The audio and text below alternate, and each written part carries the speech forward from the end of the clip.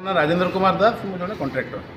sir आज जो सामाजिक सम्मेलन डाकिया मुख्य उद्देश्य कौन देखो दीर्घ 24 वर्ष काल कंट्राक्टर ठिकादार कौन स्वाभिमान नाला कि कौन सम्मान नाला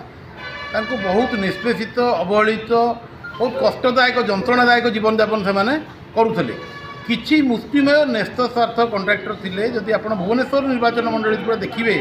भुवनेश्वर में पाखापाखि 10 ରୁ 15 कंट्राक्टर जो मैंने आज कोटिपति कोटी कोटी टंका कर एकदम दुर्नीति उपाय कोटी कोटी टंका रोजगार कर तदंत करा जाए आमे तो दाबी करूँ से सब तदंत करने से सब तदंत बहुत तथ्य पदाक आसो ता बाद मुझे कथा कहबी वर्तमान जो मैंने सरकार परिवर्तन होती आमे चाहूँ से ठिकादार भाई मान स्वाभिमान और सम्मान पुनर्बार फेरी आसू एवं समस्ते निजर जीवन जीविका हूँ बड़ कथा क्या क्षमता बल पेट पाटना को मारिबा ये कौन सी गोटे पुरुषत्वर लक्षण नुह जो मैंने भावुता मु पावर रे अच्छी मु काम देवी मु नचाले काम समय सब परिवर्तनशील कला बादल निश्चय हटब सूर्य निश्चय हुईबे समस्त जीवन में दिने ना दिने उदित सूर्यर आशार किरण जाग्रत हम आज ठिकादार भाई मान से समय आसी जाइए समस्ते एक स्वर में समस्ते आज कहते आम बिना स्वार्थ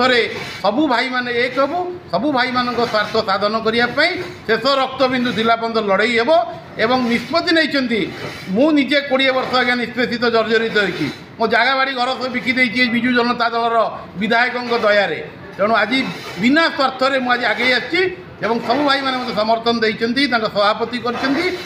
आज प्रतिश्रुति दूसरी आपण मध्यम कौन प्रकार अन्याय अनैति दुर्नीति हवा को देवी ना एवं तांकर स्वार्थपाई लड़ाई जारी रखी आज अच्छी आगामी दिन में रही सर आपंकर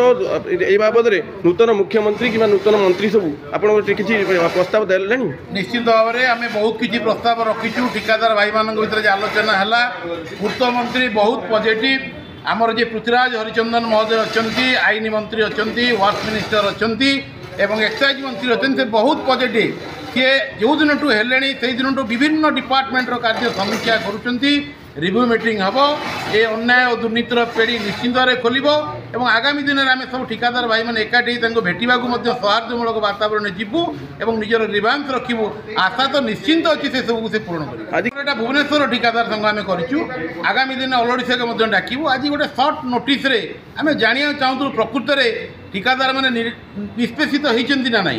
आज आम देखिलु कांदी पकड़े ठिकादार मैंने कांदी पकड़े कथा कहू मोर तो छाड़ू मोर तो अवस्था सारा भुवनेश्वर लोक जानी मोर अवस्था कौन मैंने तेणु आगामी दिन में यह बहुत विस्फोरक रूप नब और समस्त स्थायी समाधान करी इंजीनियर मैंने खराब नुहति एटी कौन सी कंट्राक्टर खराब नुहति एटी किसी निष्पेषित गोष्ठी गोटे गोष्ठी अच्छा जो गोष्ठी केवल चाहती फल्स बिल करी कोटी कोटी रोजगार करवा और रोजगार कर आगामी दिन में जब दरकार पड़े आम पर्दाफाश करूँ ए कौन सी दिमत हबार ना आसीना आमर भुवनेश्वर ठिकादार संघ आम समस्ते भाई सान भाई बड़ भाई किंतु से माने निष्पत्ति नहीं कहीं तो गोटे लड़ाई करने आगू जीव कहीं तो गोटे कथा रखर विश्वास मो पर मत सभापति रूपे निर्वाचित कर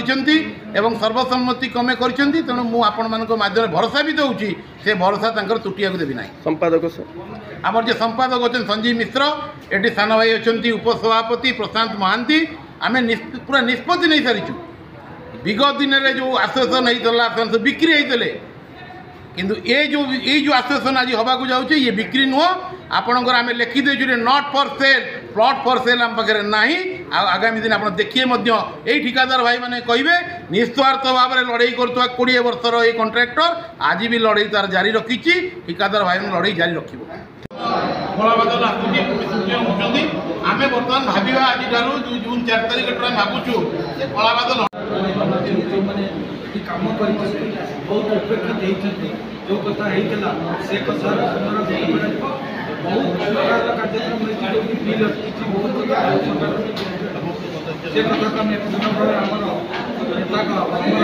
मंत्री पृथ्वीराज हरिचंदन विगत दिन में जो कथा तमिल चर्चा से कथा आम उद्धार कर कंट्राक्टर भाई खुशी ठीक संघर साधारण संपादक आज मत निष्पत्ति नहीं दल एक गुरु दायित्व मो उपर देती या सुचारू रूपे तुलवाई जगन्नाथ आशीर्वाद विगत दिन में ये संघ